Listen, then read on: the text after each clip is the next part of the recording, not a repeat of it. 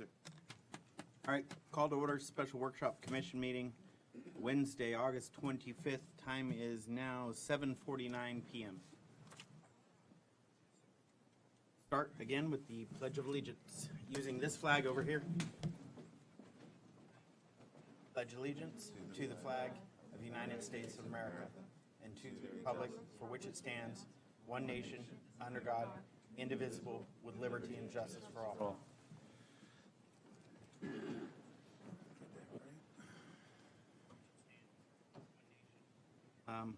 Additions, deletions, withdrawals to the agenda. Anyone? All right. Approve the agenda as it is. Motion to approve? Motion to, make a motion that we approve the agenda as is. Second. Roll call? Approval of the agenda made by Commissioner Clark, seconded by Clerk Commissioner DeVille. Commissioner Clark, Yes. Clerk Commissioner DeVille, Yes. Mayor Jacob. Yes. Okay, motion passed. Right, number 5, presentations. Have none. Number 6, reports of committees and staff. 6.1, BSO, Captain Coker. Why you have changed, Captain Coker? Quite a bit, sir. Commissioner Jacob, Commissioners Javille and Clark, thank you for the opportunity to allow me to present to you the statistics for June 2021, followed by July 2021. During this month, we've had a total of, during June 2021, we had a total of 586 calls for service. 155 were non-911 calls. We had 328 911 calls, and we had 102 field-initiated calls. Those are the calls that the deputies on view or initiate themselves. As far as accidents, we had 47, a total of 47 accidents. 35 of them were minor. We had 2 rollovers, which were serious, and a total of 10 accidents with injuries. As far as citations, we had a total of 8 citations issued. Those were uniform citations. We did have 31 traffic stops. The conclusion of those, the majority of those stops were educational. As far as arrests, we had 1 battery arrest. We had 1 criminal mischief arrest, which we had 1 disorderly intoxication, 2 loitering and fouling, 1 battery dating violence, and we had another battery, domestic violence, 2 domestic violence batteries. The mobile home calls, we had 2 residential burglaries reported at the mobile homes during the month of June. Burglary businesses, we had 2 burglary businesses. As far as burglary conveyances, we had 2 burglary conveyances and not 3 as listed. We had 3 burglary residences and 1 sexual battery reported. As far as the analysis of the core of these crimes, I'd like to point out a couple of them to you. 1 burglary residence was exceptionally cleared. That was committed by a family member, and the victim has since recanted the charge. And we also had 2 of them in the month of June, including 1 in the month of July. Those were burglaries to storage bays, and I will come back to those a bit later, but we did make an arrest on these incidents. Now, if you allow me, I'd like to point out for July, we had a total of 576 calls for service. 154 were non-911 calls, 354 were 911 calls, and 67 were field-initiated calls. We had 41 total accidents. 29 of them were minor accidents. We had 2 rollovers.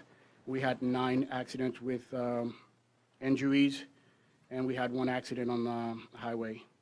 Citations, we had a total of 19 citations, 1 criminal citation, 18 uniform traffic citations, with a total of 18 traffic stops.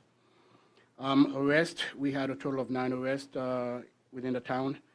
One was for battery, dating violence, another for disorderly intoxication, actually 2 for disorderly intoxication, 1 DUI arrest, 1 indecent exposure arrest, 1 battery, dating violence, 1 for violation of injunction protection, domestic violence, and 1 for violation of risk protection order.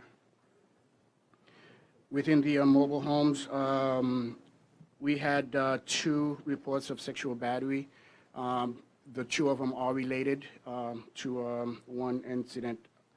The auto theft that is shown, that one is unfounded. The vehicle was removed from the home by the actual owner, so that call was unfounded.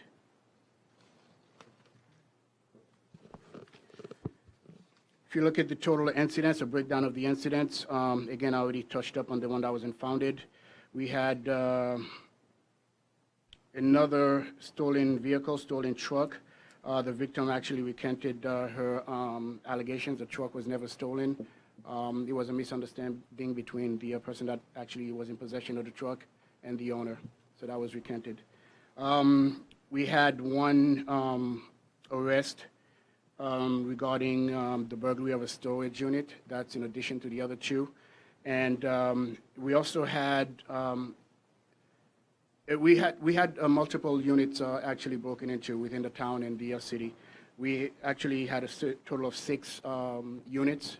We were able to clear these crimes with an arrest using the BSO's BAT unit, which is a battery apprehension team. And our detectives were able to track down a suspect. We conducted surveillance on the suspect, and we actually caught the suspects committing the same crime in the city of in Cooper City. So we were able to arrest him and clear 6 of these cases between the town and the city. And with that, I am happy to answer any questions that you may have. Anyone have any questions? And these statistics are strictly Pembroke Park? Yes, these statistics in front of you are strictly Pembroke Park. Questions? Yeah, it seems like there was a lot of recampment. What was going on that month? Well, it's one vehicle was reported stolen, and investigation revealed that the vehicle was in the possession of a family member who was the actual owner of the vehicle. So the person who had the vehicle did not know that the family member had taken the vehicle, which was theirs to begin with. A lot of family. Yes, sir. Anything else? Thank you for your time. Thank you, sir. 6.2, Fire Department, Chief Kane.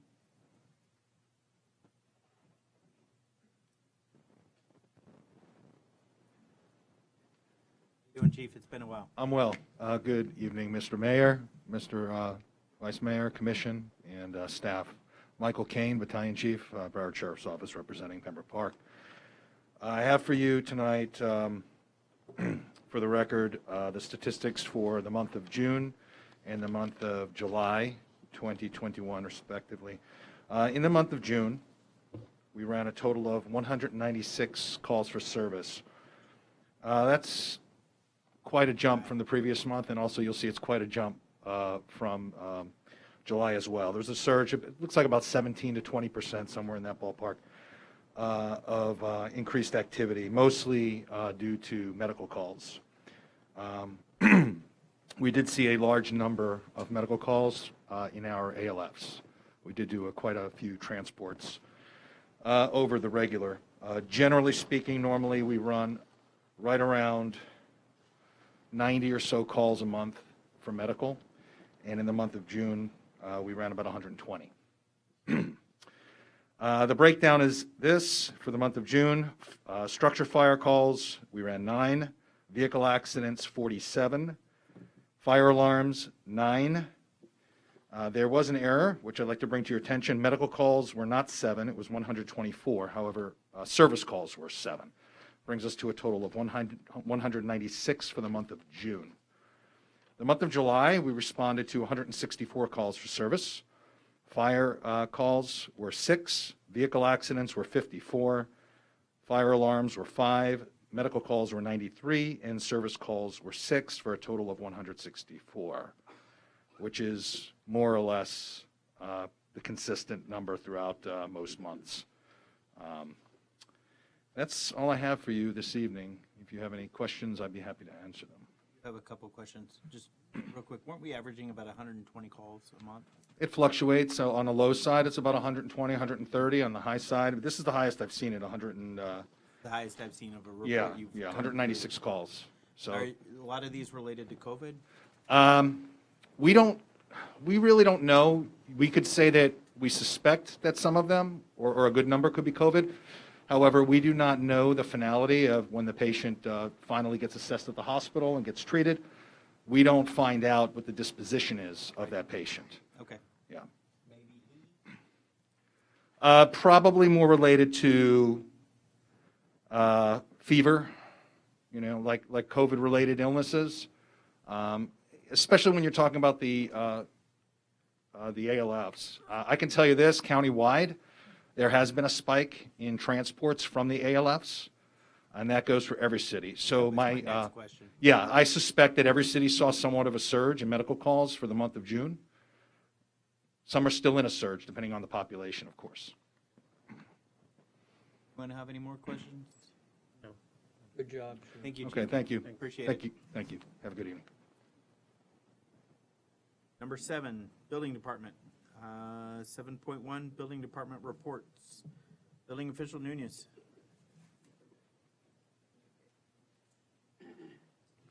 Good evening, Mayor, Vice Commissioners, Manager. Miguel Nunez, Building Official. This point in time, I'm going to submit the report for June and July 2021. In regards to June, if you can see it in your notes, you're going to notice that our permits issue more or less stay the same as May. However, the commercial will increase, the residential were more or less a little bit low. The permits closed was substantially increased, and inspections were almost double for the month of June 2021, including our counter visits that were included into that. However, when you go into the numbers, our numbers include that during the month of June, we collected $145,000 during that month, which put us in a very solid financial state for the building department. Obviously, all our major projects are still under construction. Inspections are ensuing, and everything is as smooth and efficient as possible. And I will explain what I mean about efficiency in a couple of minutes after I finish in July 2021. July 2021, we continue the increased trend for the permits issue. The commercial went a couple of permits down. Residential, again, spike up. And the permit close were a little bit low. However, the inspection spike up almost in 40%, and the counter visit remained the same as the previous month, with a couple of extras in the upper trend. Again, during the month of July, our revenue were on the $63,000 average, and that, I would like to remind you that that's only for the 4 disciplines, building, mechanical, electrical, and plumbing. And again, all the other projects are still running and obtaining inspections in a normal capacity. However, when I mention about efficiency, that shows that our building department is running all the applications of review cycle within a week, which is unheard on the industry. In addition for that, we're going to start the revision for the building department ordinance on the town of Pembroke Park to synchronize it with the Florida Building Code and the state statutes, just to make sure that we are always online with them. And also, I'm going to, as a floodplain manager of the town, I'm going to start synchronizing the floodplain ordinances with the Florida Department of Emergency Management. In addition, I would like to bring to you, inform you about the amnesty program, Mayor, because you're hearing this. The amnesty program, it is 98% complete, and when I say 98% complete is because it's almost completed. We already have meetings with the town attorney, the city manager, the town planner, the town planner and other stakeholders. And everything is done. We're just waiting the final details about the financials in order to prepare the outreach for the mobile home park owners, the residences, and affected or non-affected individuals for the amnesty program. As always, if you have any questions, I'll be more than glad to answer them. Any questions? No, good job. Thank you, sir. Howard? Oh, sir, thank you for your time. Thank you. Give this another attempt.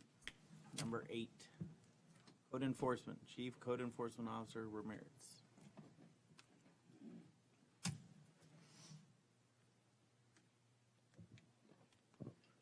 Good evening, Town Commission. Chief Code Enforcement Officer Jocelyn Ramirez. On the agenda, I provided detailed reports for the month of May, June, and July to show you the breakdown of the documentation that we had issued. So I'm going to give you the summary of May, June, July 2021. For those months, we had 5 supplemental court enforcement liens, 83 notice of violations, 110 notice of formal hearings, 71 final orders, 6 courtesy notices, 13 amended final orders, 6 affidavit of noncompliance, 55 affidavit of compliance, and 4 abatement orders. And as you can see, we are increasing our affidavit of compliance, which was one of my goals, because we do want to have our residents and our commercial comply, before we get to a special magistrate hearing. On the next slide, we had 4 successful special magistrate hearings, and we have an upcoming special magistrate hearing on September 5th, and it's not on the list here, but we have one also for October 20th, 2021. Let me know if I'm going too fast. Next is our projects. We're working on the graffiti removal on Southwest 30th Avenue. We already had some commercial businesses paint their walls on the back end close to the Southwest Railroad corridors. So I'll be happy to show you some pictures next month. And I had a discussion with the director of South Florida Rails. He said that by next month, we should have a fence put in place, and hopefully it can deter the graffiti vandalism on Southwest 30th Avenue. And as Mr. Nunez has discussed, the amnesty program, we're continuously working on that, and hopefully, we can establish that possibly next year. I also like to mention that Teresa and myself will be training next month on September 20th to September 24th. And another thing we're working on is the configuration of the module for code enforcement on SmartGov, as well as the RV tie-downs. We are doing those inspections continuously. As soon as we receive the applications, we go ahead and complete those inspections. Another project that was completed was the e-recording with Broward County. We are able to record documents online. The software is free of charge from Broward County. On the following few pages, I have pictures that show multiple properties in compliance. The first one is Orkin at 820 Southwest 30th Avenue. They painted their whole building. The next one is Glenwood Court Townhomes at 3900 Southwest 52nd Avenue. They had a lot of bulk trash out there. They removed it. The next one is Azura Villas, which is right next door to us. They had a lot of property maintenance issues common areas, and the roofs were damaged, and they had a lot of dirt built up.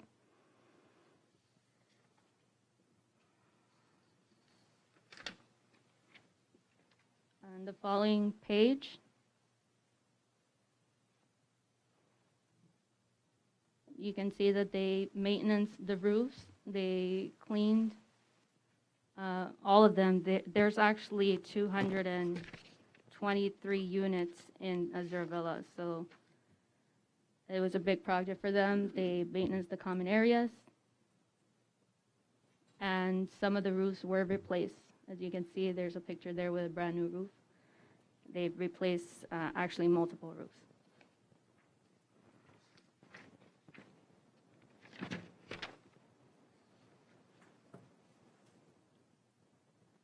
The next property is Dollar General, 4790 West Hollandale Beach Boulevard.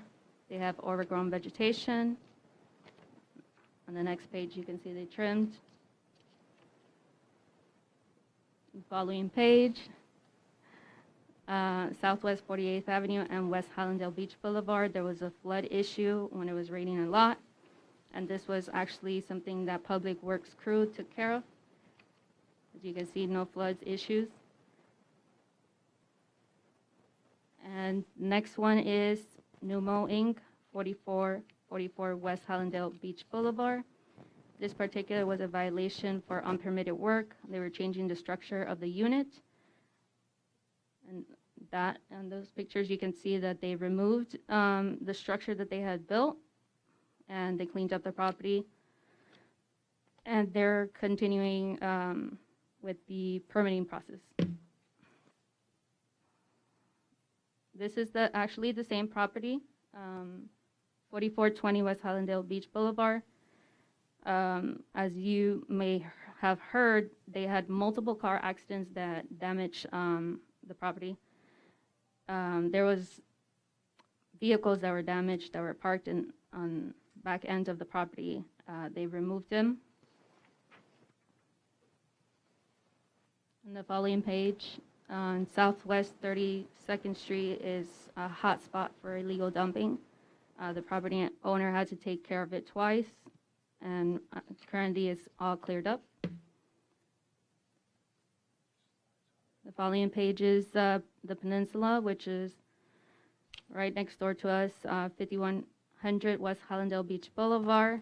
This is a, I believe, 4-story building. They painted the whole property.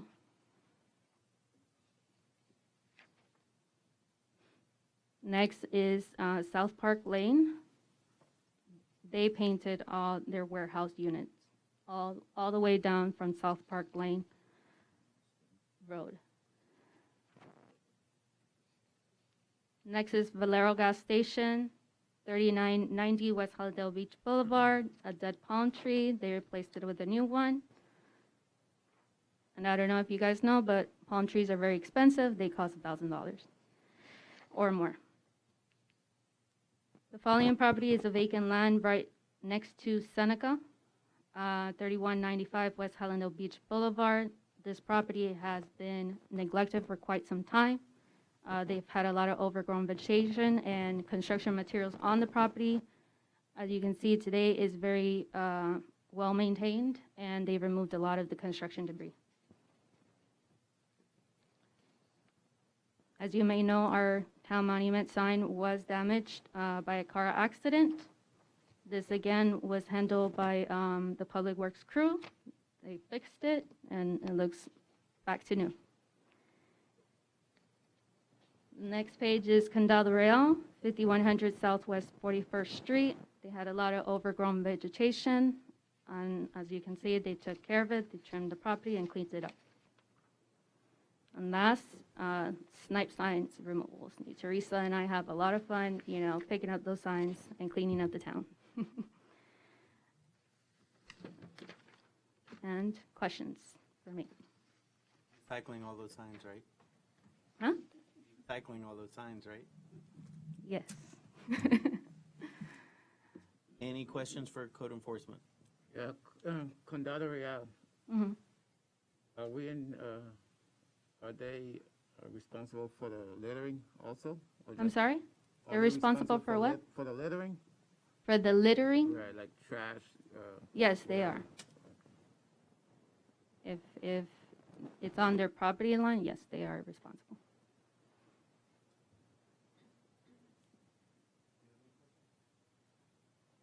Time. Thank you. wait, one more. Oh. Okay, Page 9. Okay. um, page 9.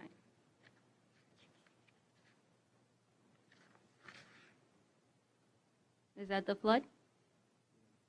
After. Okay.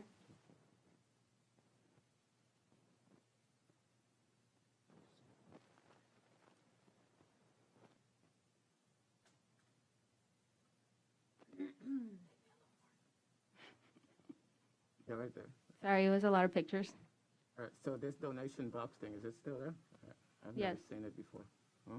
Yes, the donation box is there. It looked like an eyesore to me, so It looks, I'm sorry? it's an eyesore from, I haven't Oh, seen it it's in an person. eyesore? I haven't Okay. seen it in person, but Okay, we can address that. we could find a designated Yeah, area. for it. location. Okay. That's it for me. Thanks. All right. Thank you. No.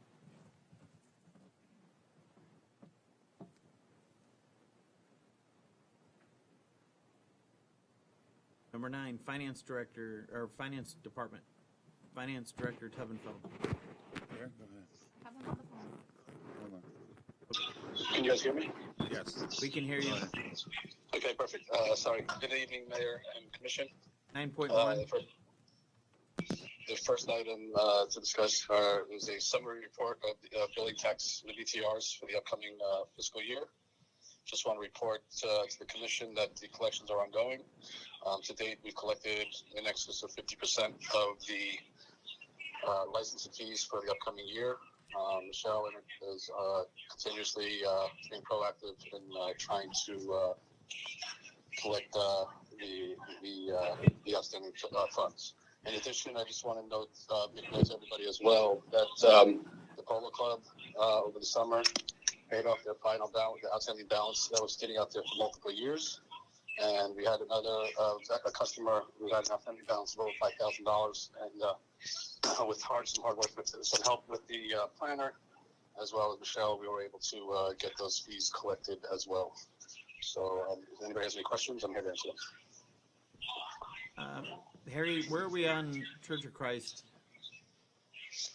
Church of Christ is still at a standstill. They have gone AWOL, for lack of better words. They're not responding. The last communication that I had with them, I expressed to them that we cannot proceed moving forward unless they were to fix the issue with the permit. And they have not done anything with it. Okay. Melissa, can you look into that for a plan on how to go forward with this? Okay, thank you. Harry, did you hear that? I think you said you wanted a plan to go forward. No. I said have Melissa and you get together and come up with a plan for that. Sure, no problem. Thank you. Anyone have any questions on these? 9.1 now. Yeah. You have any questions? Okay.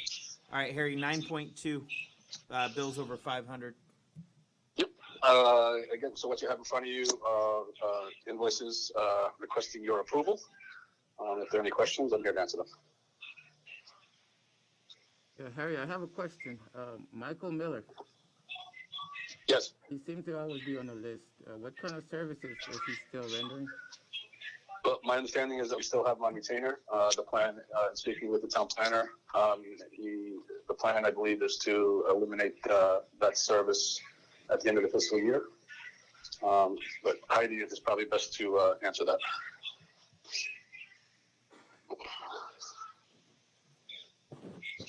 Yeah, I can answer. We kept them on retainer since Heidi came on board, just to finish out the year in case there was for historical knowledge or anything like that. We finished out that. Moving next year, it won't be there anymore. Okay, what's the retainer? It's always the same, 3,500. The 3,500. Yeah. Thank you. More questions? Bills over 500. Okay, 9.3, pension plan annual contribution. Yes, so what you have here is every year as part of the audit and as part of Gloria's report for the pension plan, commissioner pension plan, there's a recommended amount that they ask that the town contribute to the commissioner's pension plan. So what you have in front of you is the contribution that they suggest we make for the upcoming, for the current fiscal year, which is $110,000. So just asking the commission approval to go ahead and execute a check to security. Okay. We need that for the next meeting? Is that what you're asking for? Yes, sir. I need approval. I need approval so I can go ahead and make that payment. All right. Is there any questions? No. Move it to consent.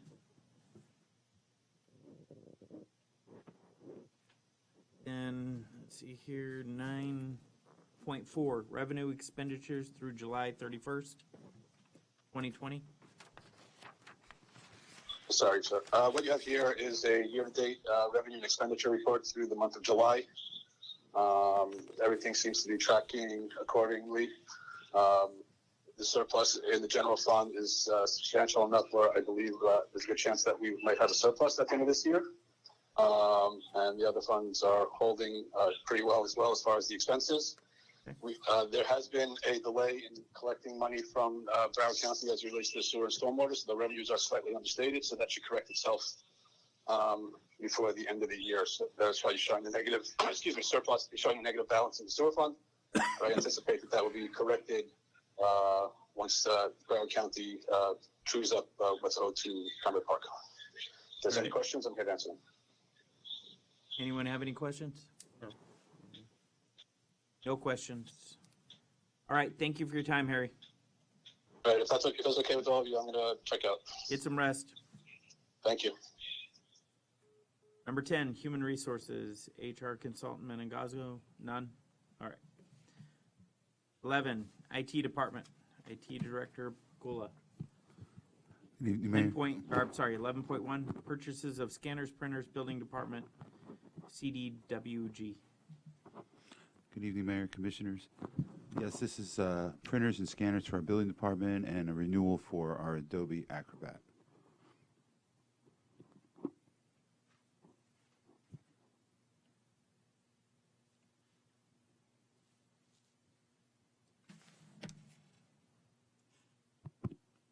Anyone have any questions? No? Thank you. All right, 11.2, Acrobat. Just renewal for it. Yes, sir. Any questions on that? None. All right. You're off the hook now. 12, Lobbyist Report. Mr. Segerson and Commissioner Clark. Well, good evening, everyone. It's good to see everybody back after a nice summer break. Mainly, I'm just going to talk about, the League of Cities.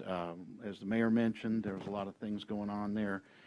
My focus, of course, was to attend the policy committee meetings, which I did in June and July, leading up to the August conference, where we worked on having our policy committee continue to support the annexation issue that the town has been working on for a number of years now, and they did so. It's one of that policy committee's two issues.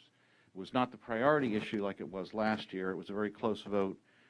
We came in second by one vote, but it's still their policy position, which means the league supports our position and the other cities that are partners with us in the various annexation issues that they have. Ours is included in that, and we adopted in August the same policy committee language that we had last year and the year before.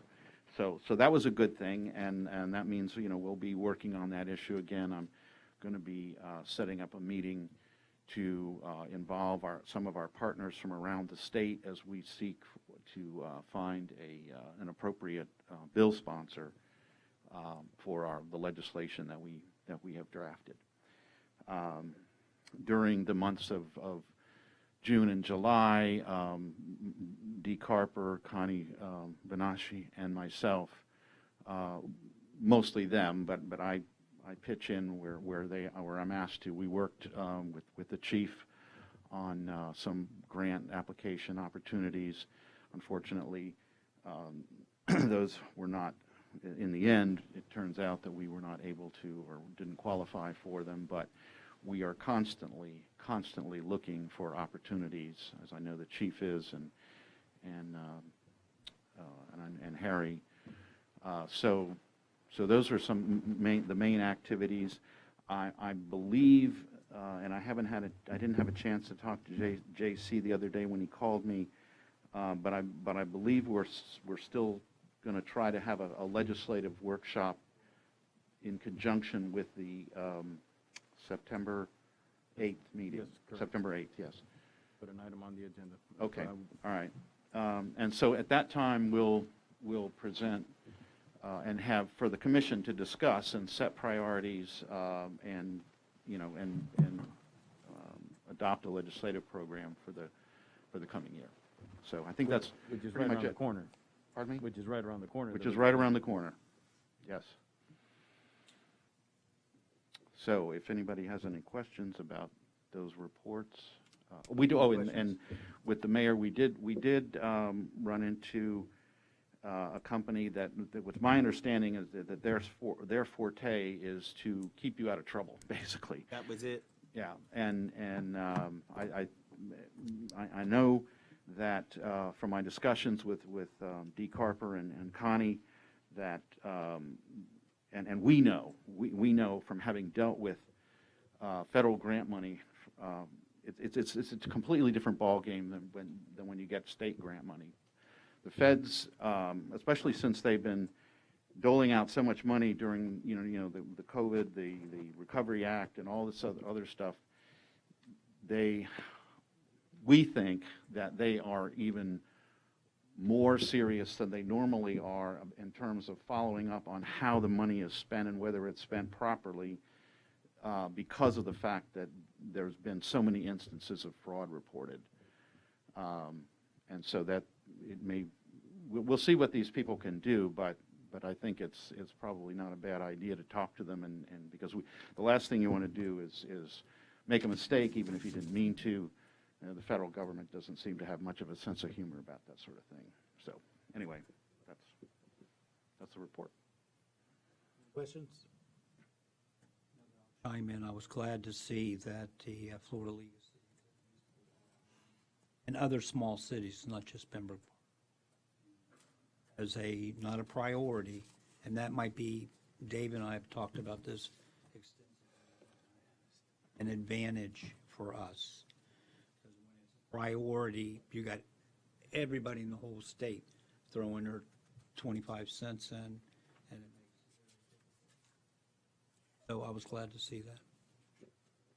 Thank you, Mr. Zierson. 13, moving on, Town Planner Siegel. Good Take the hot evening. seat. All right, let's do it. Good evening, Mayor and Commissioners. I provided you with a general overview of my work over the summer. We have 6 active development review process applications going on right now at various stages in the process. 2 of them we'll be speaking about later tonight. There's about 3 other major developments out there threatening to come on in, so we'll see what happens with those. Those are private developments. I've been working on the surtax project solicitations. We have 3 projects that need to go out for design. It requires coordination with Broward County, and I've been working on that so we can secure our funding. The septic to sewer route study, we expect to have the report from the consultant in mid-September. From there, we can turn around and go into design. I know that we have budgeted in the capital improvement plan that we'll be presenting as part of the budget, the design, which would come out of the sewer fund, not touching the general fund. And then we can get it as close to shovel-ready as we can, as you mentioned earlier in the meeting, Mayor. The impact fee study is still underway. It is taking a couple more months than we anticipated, but it is a good thing because they're really trying to maximize our fees going forward. And another highlight is I've been working with IT on getting our GIS, our Geographic Information Systems program, up and running, which will be a great tool both internally and externally. We have a Planning and Zoning Board workshop planned for September 9th, where the town attorney and I will introduce the new Planning and Zoning Board to the type of projects they would see, as well as sunshine law and other matters that come before them. And along that note, we do have another application. We currently have 3 members set. We have a 4th application that just came in from Mr. Morissette. With your permission, I'd like to be able to put that on the September 8th meeting, and if he's approved, that he can attend the workshop as a board member. So if we kind of officially workshop that application right now and bring it to you in September 8th, I think it would be great to get our board up to as many members as possible, because like I said, I have 6 projects in the pipeline already coming towards them. And that's it for my monthly report. Okay, let's go to 13.2. Well, I have a question. Go ahead. You have a question, Ray? I don't. Okay, and could you just run that by me one more time? Mr. Eric Morissette, he has put in an application to serve on the Planning and Zoning Board. And if it's okay with the commission, we'll bring that resolution forward on consent at the next meeting.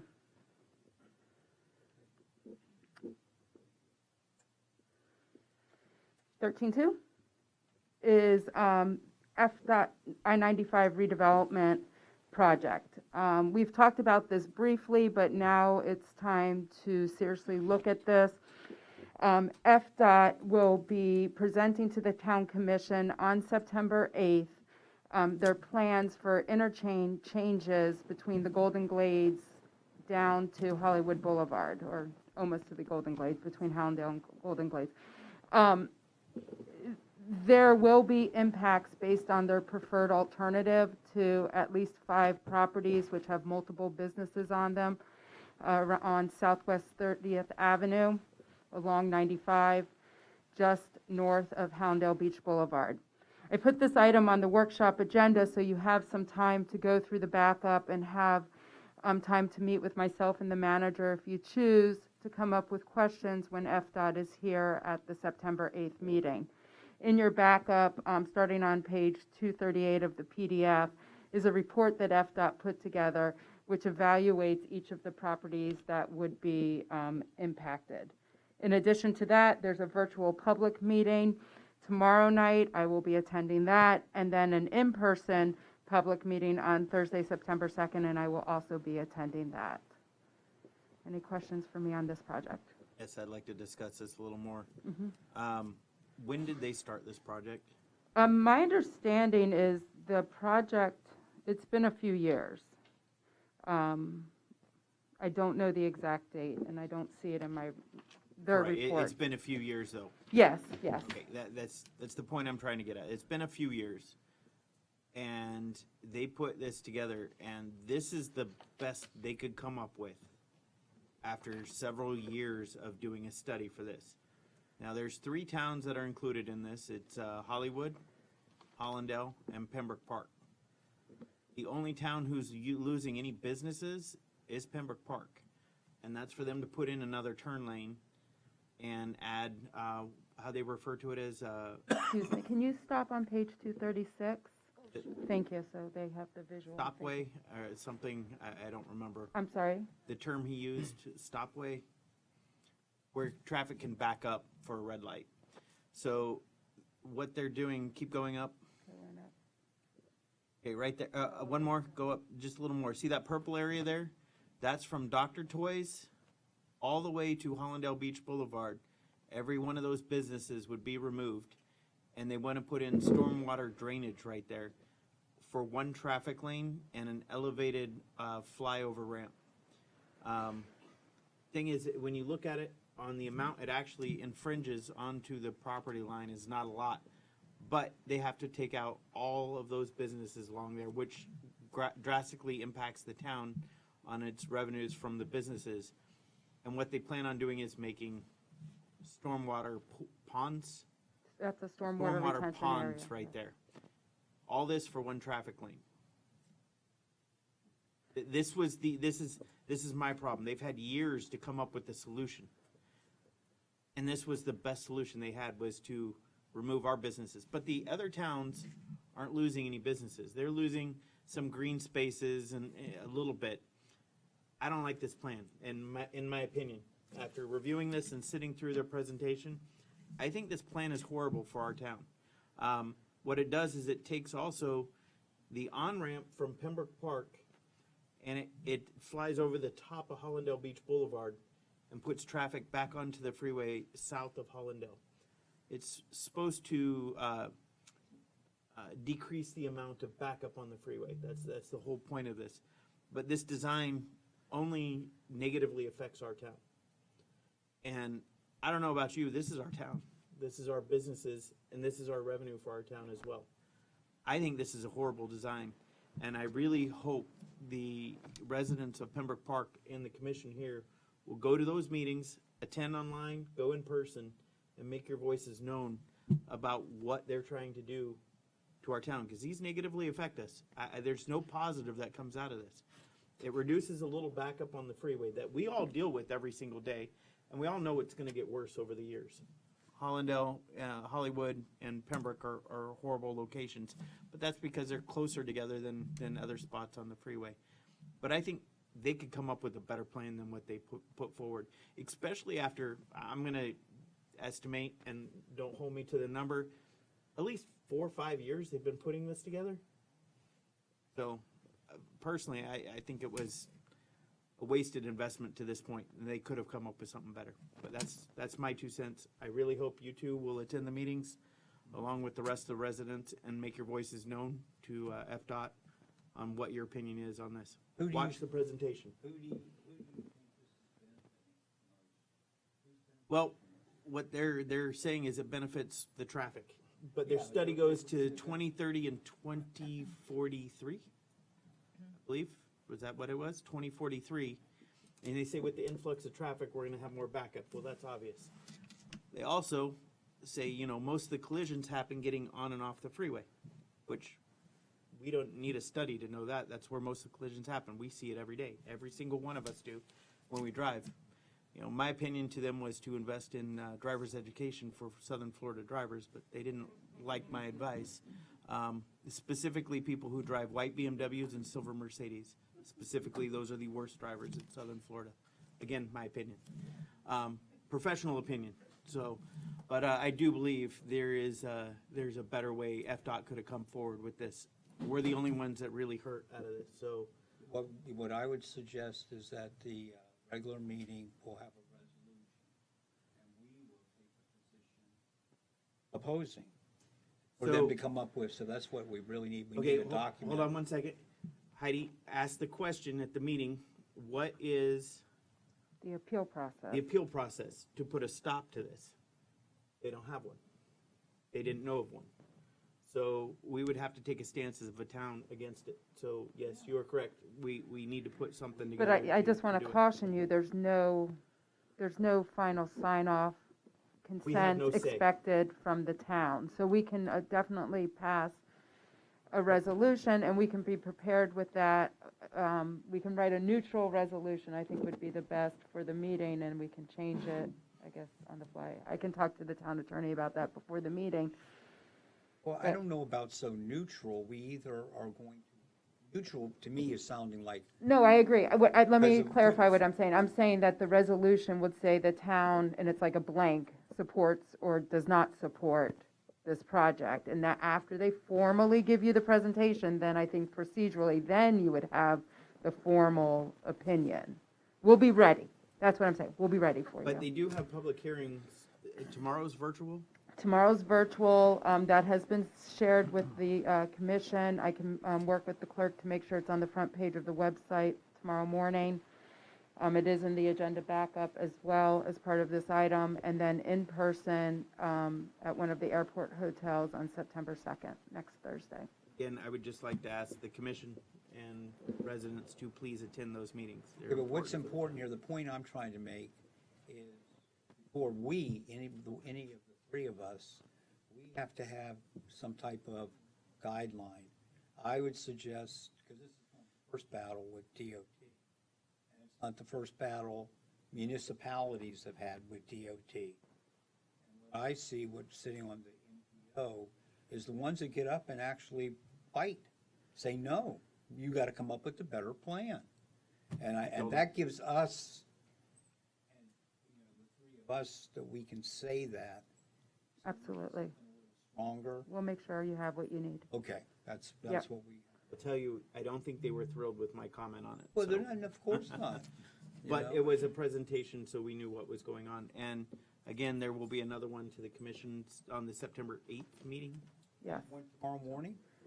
Tomorrow evening at Tomorrow 6 evening. o'clock virtually. I'll make sure that I send that to you directly, either Yeah. tonight or in the morning. You got-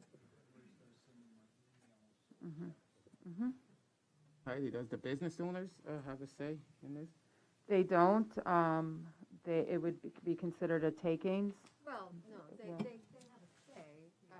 Yes, of course, they have a say in a takings, It's a in a lot. takings action. It's an eminent domain action. The FDOT would have to go to court, and there is a portion of a takings which has to prove, if the property owner wants to challenge it, a portion of a taking has to show that it is for a valid public purpose.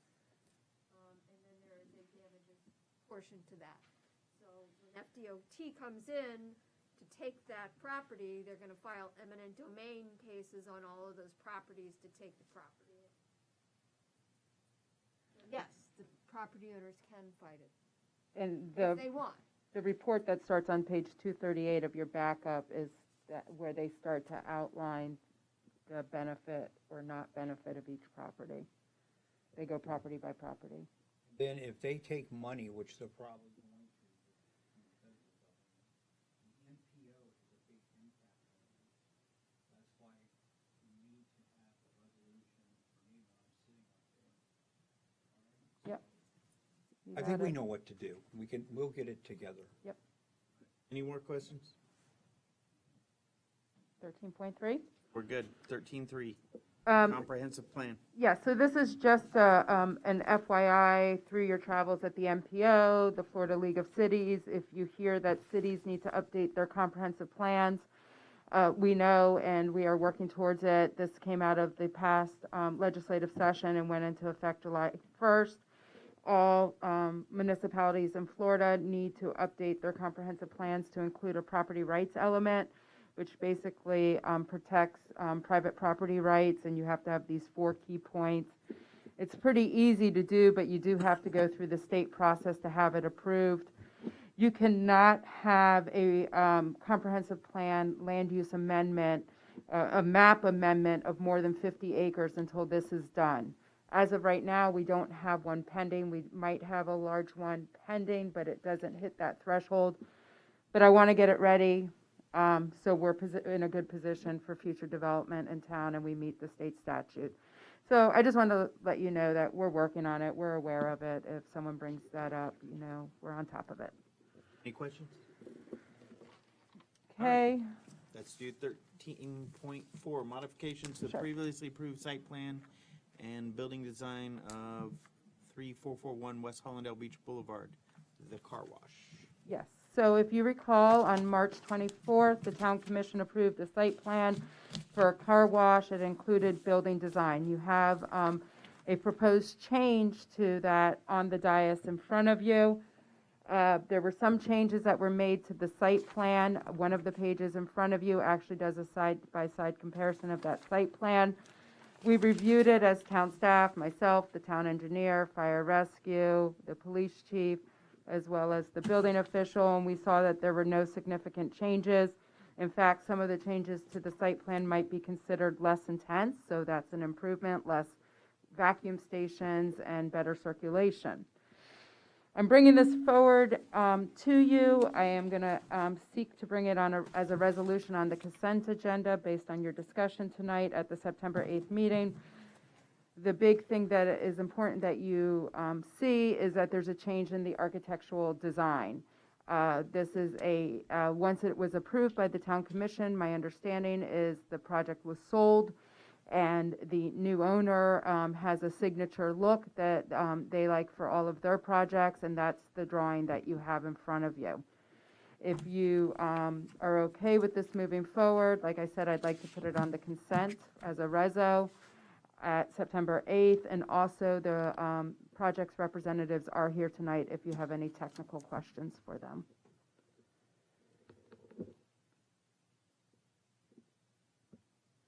Questions to either of you? No, is this the look, the final look? That's what they're proposing, so that's what we would expect to see at the time of building permit. Okay, let's move it to consent. Okay, thank you. Are we ready for 13.5? Yeah. Okay, All right, 13.5. all right, then I'm done. Non-vehicular access line. Yes. Modification to 3195 West Hollandale Beach Boulevard. Yes. So a NVAL, a non-vehicular access line, is actually just a little notation and hatch mark drawing on a plat. Broward County has the jurisdiction over amending plats. What Broward County generally does for a parcel of land that is not developed is to say that there's no turn lanes. Until they know what's going on the site, they're not going to decide where the turn lanes are going. That's pretty logical. This site, because it's on Hallandale Beach Boulevard, also is under the jurisdiction of FDOT. So FDOT has some design criteria that they require for the turn lanes. The town needs to give permission to the developer so that they can go get the plat note amendment at the county and have the final approval by FDOT, although FDOT doesn't really look for any signature for us at this point. This is for a development at the 6-acre site that's at the corner of Seneca Boulevard and Hallandale Beach Boulevard. You will see this project in front of you as it goes through the development review process. It will also go to the Planning and Zoning Board. It's going to include a site plan, architectural building design, an amendment to the land use ordinance that governs the site, as well as 2 special permits. The proposed use for the site right now is a Wawa convenience store with gas pumps. My understanding, and based on the DRC submittal I received this week, it includes a Popeyes. They're in final negotiations with Popeyes to come into the site. A retail building that might be a bank, as well as a self-storage site. They're proposing 2 turn lanes along Hallandale Beach Boulevard that require the plat note amendment or the NVAL amendment into the site. Those 2 turn lanes meet our zoning code requirements. In addition to the NVAL changes, FDOT is requiring them to make some changes as you exit Seneca. So when you're heading south out of Seneca, which would introduce a 3rd lane there. So now you would have a dedicated left lane going east onto Hallandale, a dedicated right lane going west on Hallandale, and a dedicated straight lane going straight across Hallandale Beach Boulevard. So the development team is here as well for this project if you have any technical questions, and I'm seeking permission to put this on the consent agenda at the September 8th meeting so they can proceed to the county. Questions? Yeah, the only thing is, crossing and crossing and crossing and crossing. Maybe, put it on the consent and just hold it out for a little while, in case something rises up from tonight. In other words, I would hate something to be on the consent agenda and then come back and you say, well, I told you so. There was a lot of crossovers. Okay, so I could Okay. show you, why don't we walk through it right now? Okay, And we that's can put it better. on the regular, but I can show you No, on page yeah. 332 Yep, go ahead. is That's the what I'm plan, saying. and I'm It's happy to all right. walk you through it. If it's all right tonight. with the other two, Yeah.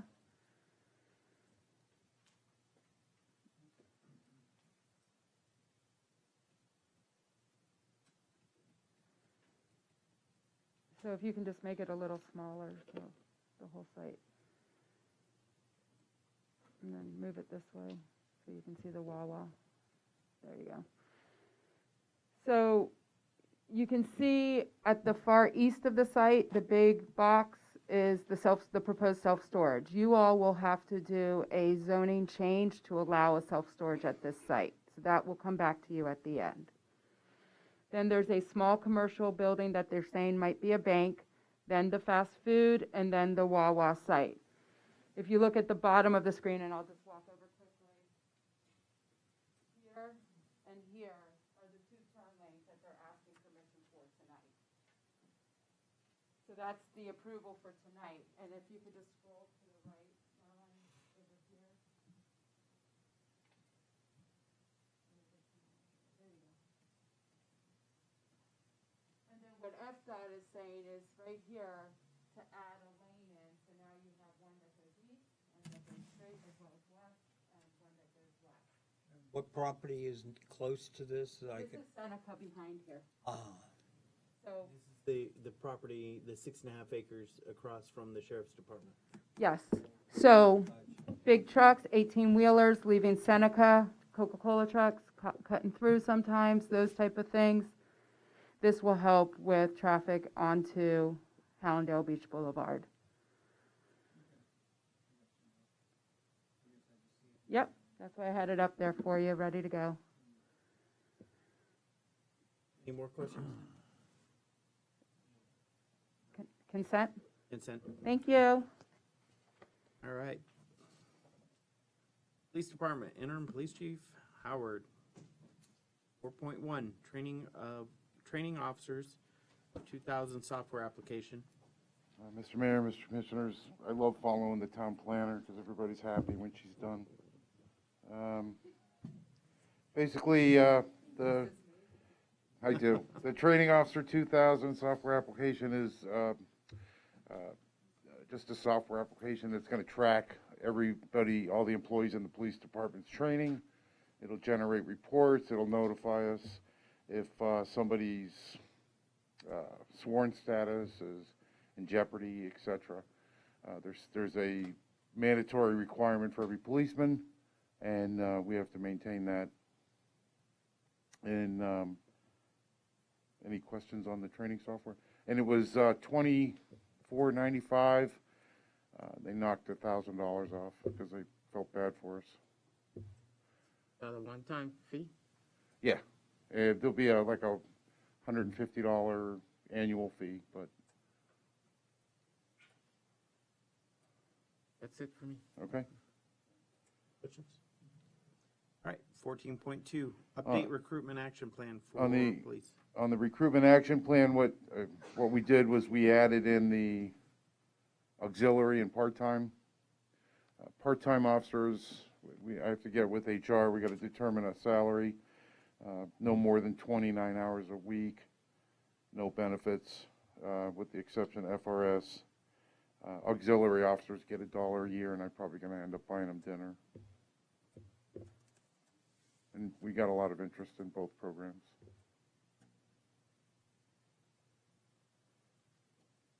Questions? None. Okay, no questions. Thank you. Number 15, Public Services Department, Interim Public Services Director job. 15.1, Public Services Department, August 2021 report. Good evening, Mayor and Commissioners. My report is lumped, even though I called it August 21.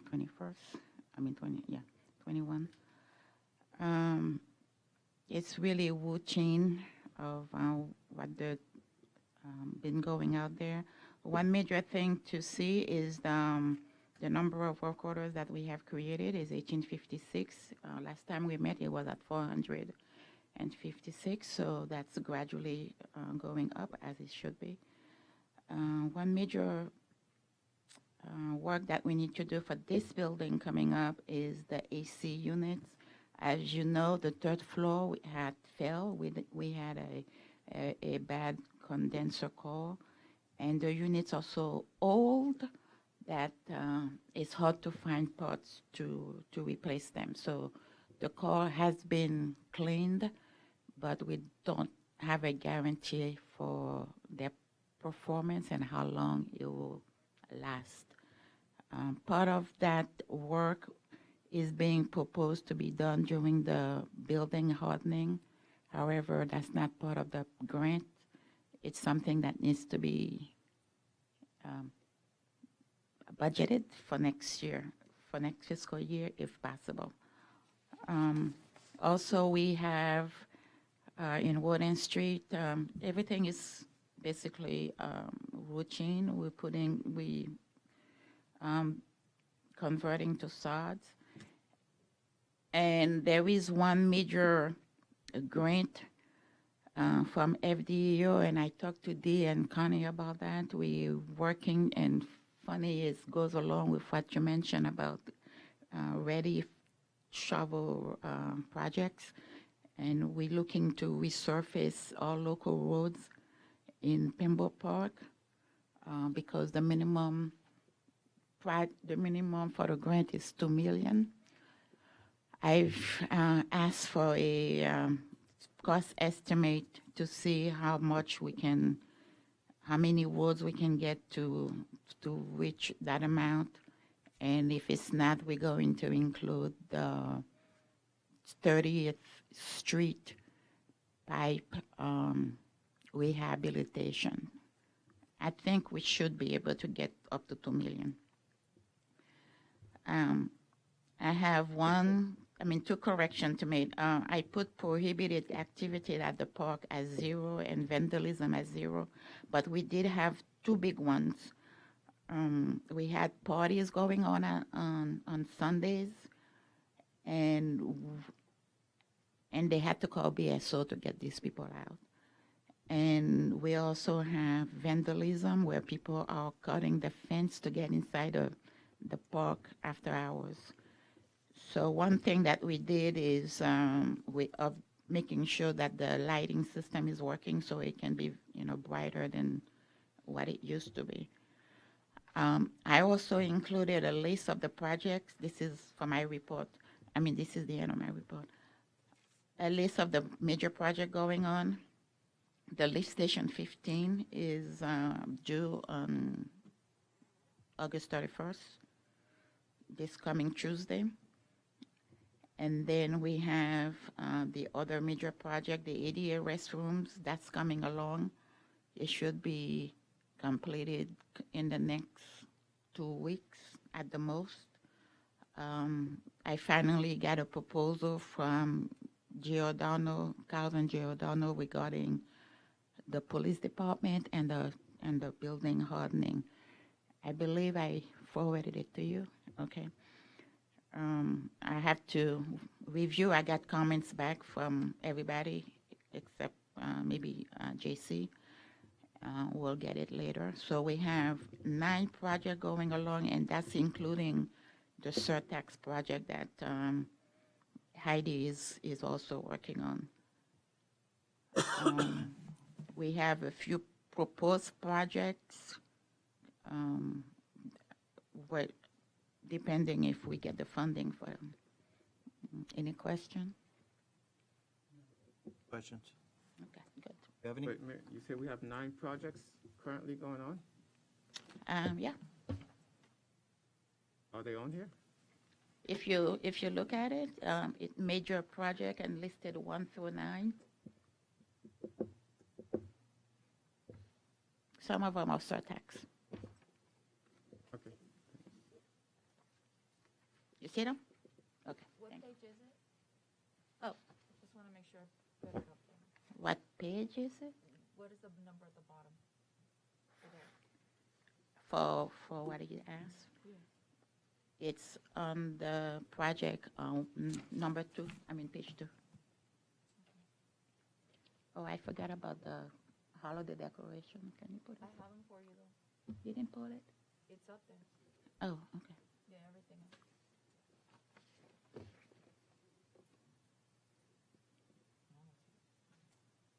You ready for the? Well, that's I if. got you. If you mention it. What number is that? 15.2. Okay. The decorations. He didn't mention it yet. That one. 15-2. Okay, 15.2. Thank you.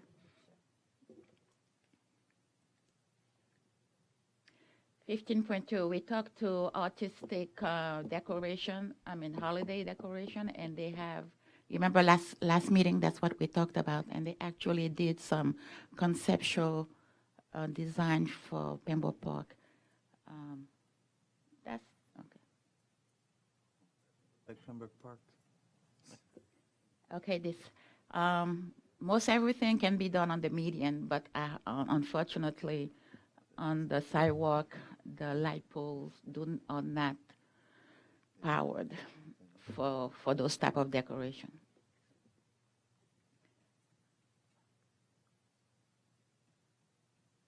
You can stop at any time to see if there is anything that.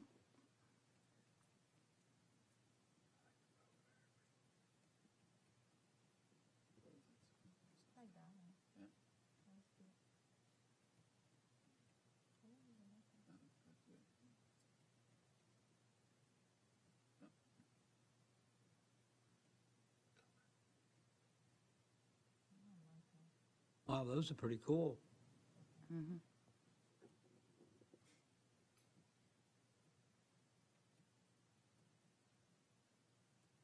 And this is going at on either ends of Pembroke Park. Oh, just a minute. The one we've been seeing, that's 56 in Hallandale, and this one is 95 in Hallandale. That one? Yeah, starting from there. All those mediums do have power? The one they chose, yes. You can keep going. Sorry, I was trying to get crafty with the technology, didn't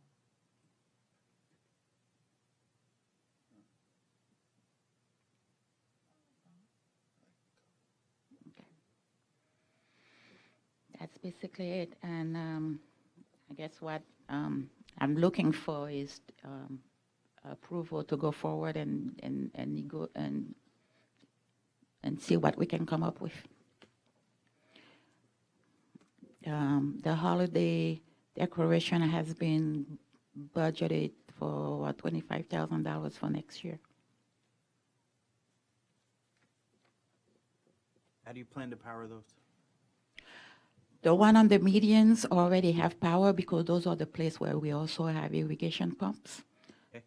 But unfortunately, as I mentioned, the sidewalks do not have.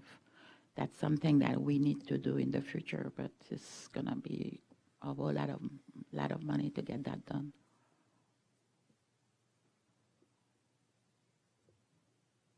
Update in the median would just be a big difference in itself, so we don't have anything during.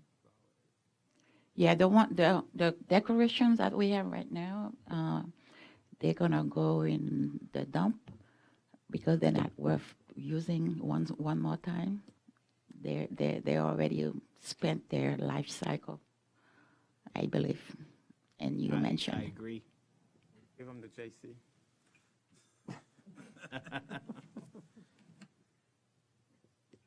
All right, so what are you asking from us then?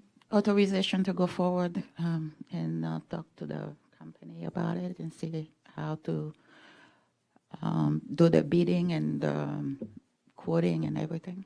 And also the way they propose to do that, and it's up, and a lot of cities are doing that. As you can see, once you get those things, storage is a issue, and the pricing of the storage goes along with that. Okay, so they store it throughout the year? Yes. And then come and bring them, put it back up? Put it back up, yes. Questions? Do we have to stick to the themes that they, can we mix and match the themes? Like, let's say we like one theme, but want to replace one piece with a different piece from a different theme? Oh yeah, we can.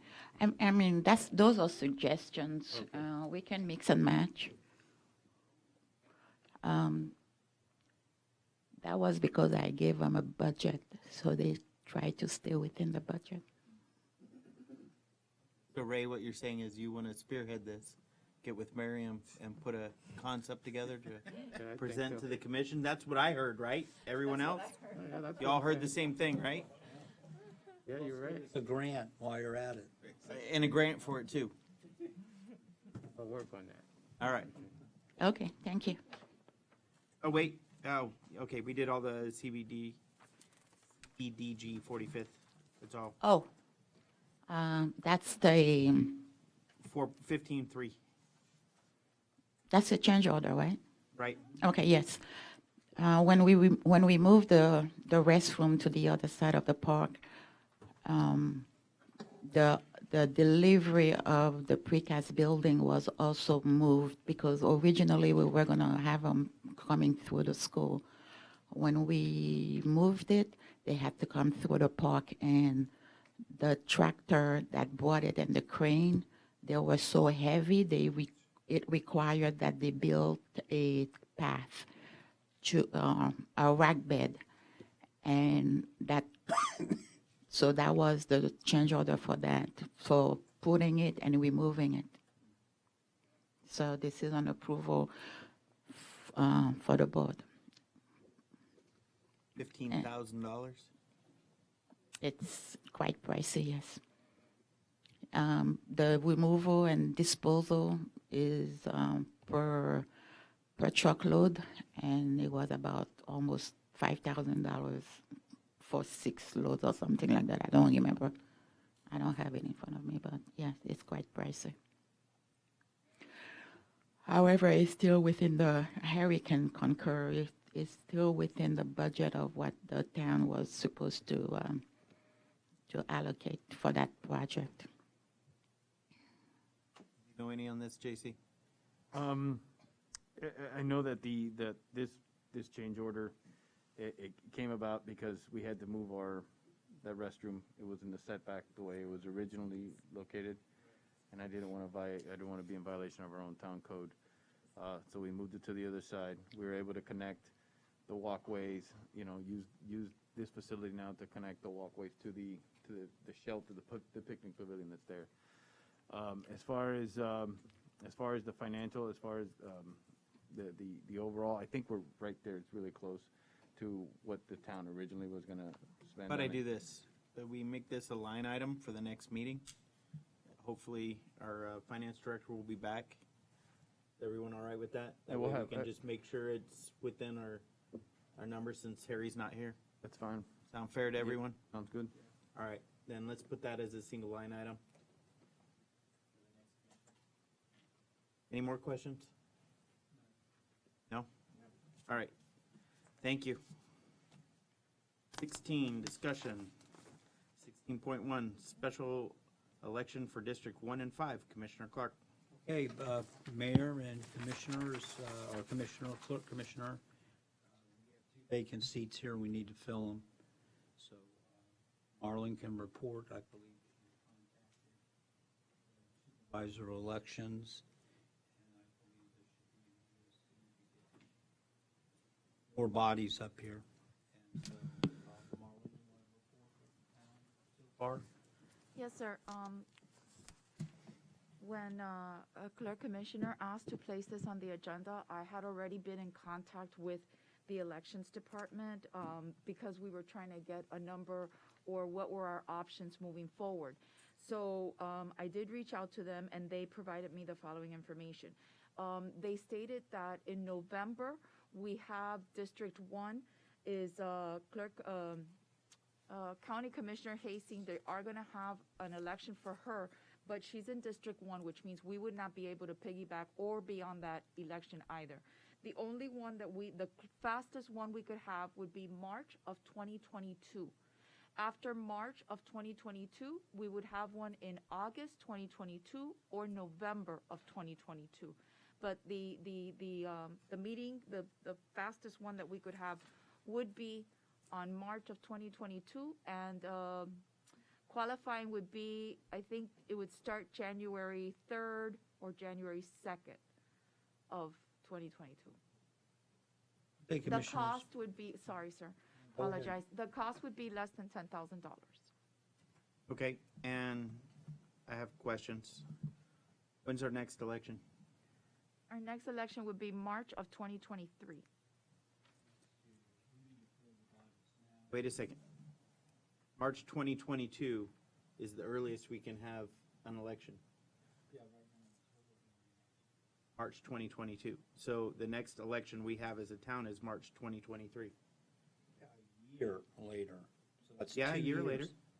So we had an opportunity to appoint a commissioner for both these districts, and it didn't happen. We had requested special meeting to appoint commissioner for this district, and it didn't happen. And we also had an opportunity for District 5, and it didn't happen, even though it was on the agenda time and time again. But I really don't want to go there.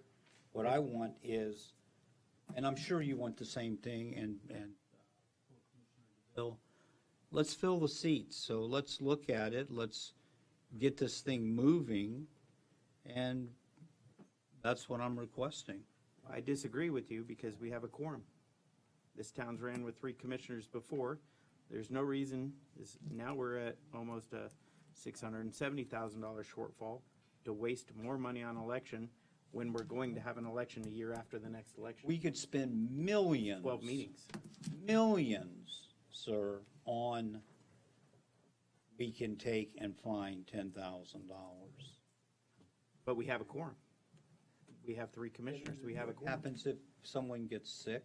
What happens if someone's not available? It throws it off. It's too dangerous.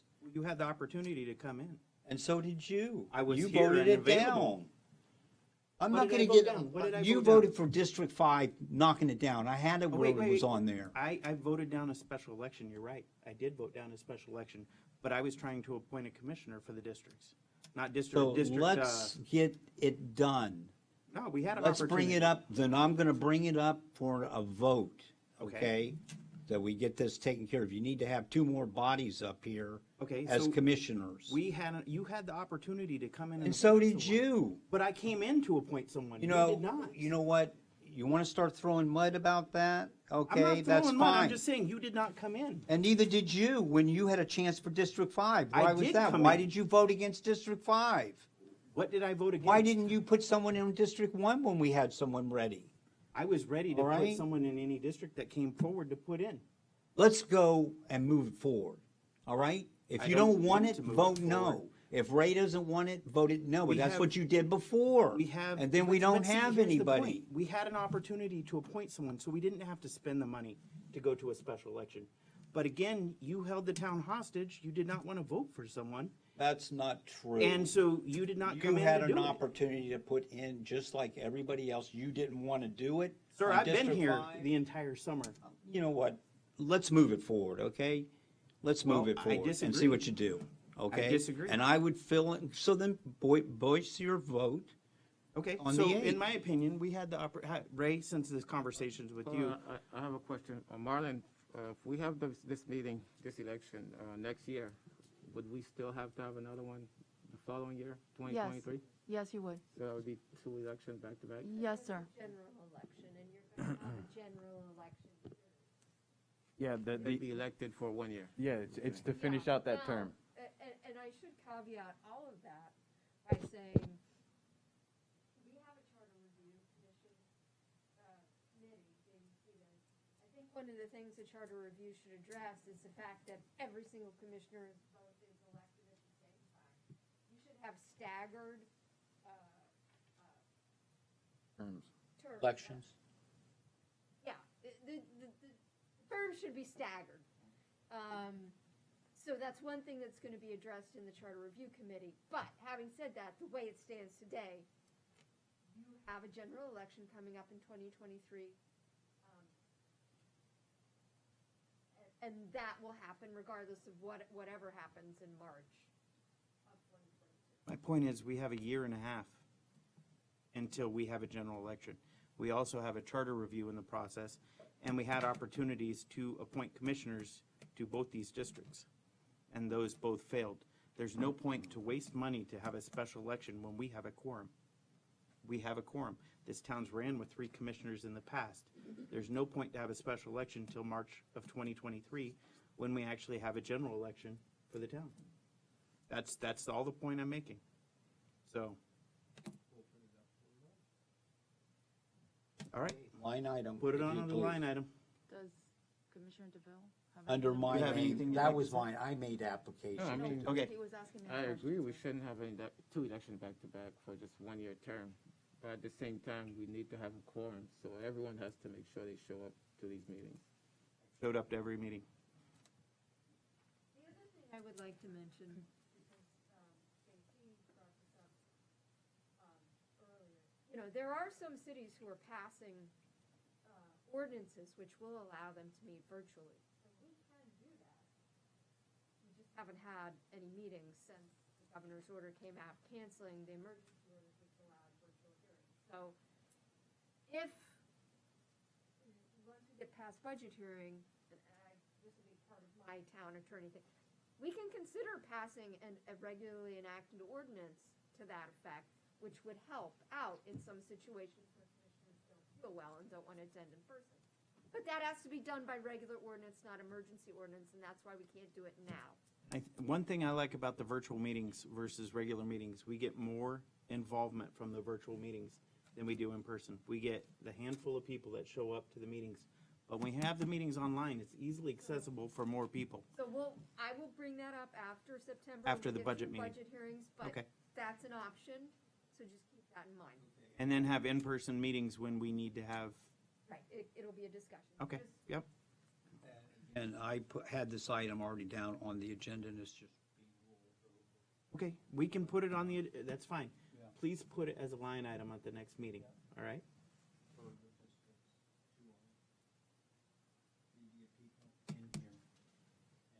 But we have a quorum. if it's $10,000, that would help tremendously.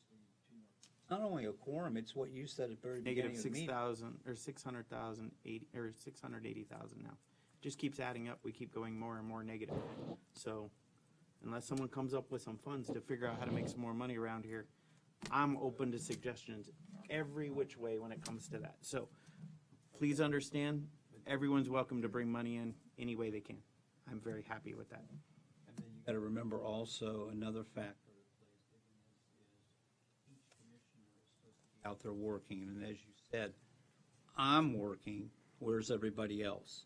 This also helps in that, where people get to, each commissioner gets to do a little more. If you have 5, you're doing more than if you have 3. But anyway, let's vote on it, vote your conscience, and then we'll move it forward. Okay, and I got another question. You stated you were gonna retire earlier this year. You said you were gonna retire in June. Is that still in the No, I'm works? not. How am I going to retire? Wouldn't have a quorum. Have a quorum.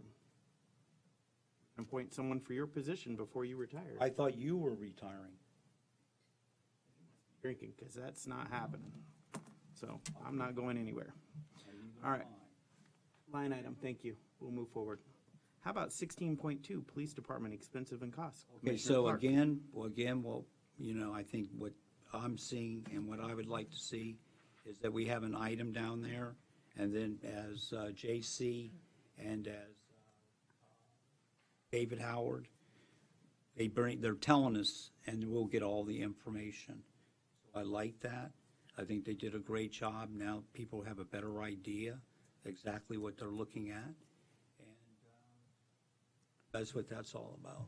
So we got the information, and then we'll bring more information forward if necessary next month. Okay, this has been an open book all the way along through the entire process on cost and expenses with the department. Nothing's been hidden.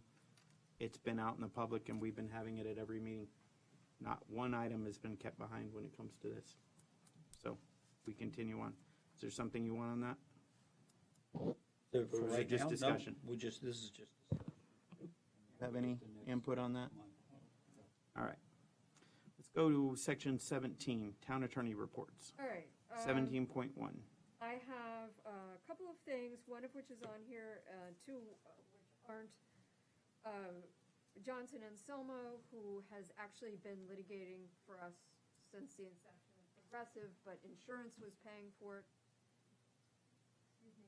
FMIT is now not paying for this litigation because we aren't incurring damages, so the cost is going to be on us to pick up. The good news is there aren't any damages in this case. The bad news is it's going to cost a lot to get it to the end. I am proactively trying to settle it and/or get it disposed of very quickly. But in the meantime, we need a litigator. Johnson and Thelmo, the attorney by name of Jeff Hockman, he's very, very good. And so I would like to, we've actually already been paying him, even though his arrangement was never formalized, apparently. So I would now like to formalize it, and it's going to be on the agenda for next time. If it's okay with the commission. He's giving us a very good rate. He's giving us the same rate that Dan Thorne's firm is giving us, which is $250 an hour, which is very reasonable for a litigator. And what's this item for? It's for the progressive litigation and engaging. Okay. We've already been using them, but now we need to pay for it instead of insurance. And we actually have been paying some of their fees, but they never had a formal agreement. Are we close to finishing this? I'm hoping, I'm Wouldn't you crossing my think so? fingers, I'm trying to get it there. We've got a settlement agreement which was sent over them. They're considering, we had a motion for judgment we just submitted on Monday, which could end it, and we're also entering into mediation. So I'm trying to get it done as fast as possible. So this is just in case things don't get done and we still have more expenses? This is in case it has to go to trial. We've got to have a litigation attorney, and he has been representing us from day one in the litigation. This is just to formalize this agreement. Okay. Any questions? None. Ray? So it's still the same attorney, it's just we're paying him directly. Yes. All right, move that to consent. And then we have two ordinances which never got finalized. They went to first reading, which is the purchasing ordinance, and there was a solid waste ordinance. Because there's been some time elapsed, we thought it was wise to bring them back for another first reading, so we're going to be doing that. We forgot to put them on as an item in the workshop. Okay, so those will be first readings at the next commission meeting? Perfect. Just first reading A over again? Yeah. Okay. And that's it. You've sort of heard about everything else. You got an update on the progressive litigation with the engagement. ESO has been dismissed, so we're done with that. And that's it for the town attorney. All right, let's move on to 18, town manager reports. 18-1. I'm asking permission per my contract to attend the ICMA conference this year. This provides the second half. I attended the one in the state, and then this is the ICMA one. And both of those combined give me my 40 hours of credit to do the to continue my credential, to keep my ICMA credential manager status.